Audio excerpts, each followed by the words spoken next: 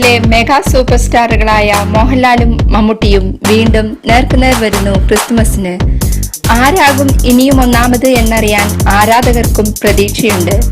മോഹൻലാലിന്റെ പുലിമുരുകൻ ബോക്സ് ഓഫീസിൽ എല്ലാ റെക്കോർഡുകളും ഭേദിച്ചുകൊണ്ട് മുന്നേറുകയാണിപ്പോൾ.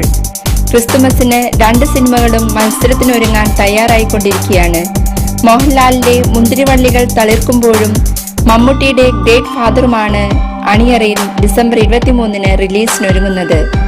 മോഹൻലാലിന്റെ സിനിമ ഒരു ഫാമിലി എന്റർടൈൻമെന്റ് ആണ്. ഇത് ഡയറക്ട് ചെയ്യുന്നത് ജിബു ജേക്കബ് ആണ്. മമ്മൂട്ടിയുടേതാണെങ്കിലോ ഒരു ത്രില്ലർ കം ഡ്രാമ ഫിലിമാണ്. ഇത് ഡയറക്ട് ചെയ്യുന്നത് അനീഫ് അദേനിയാണ്. എന്തായാലും ഫാൻസുകാർക്ക് ഇതൊരു വെല്ലുവിളിയാകും തീർച്ച.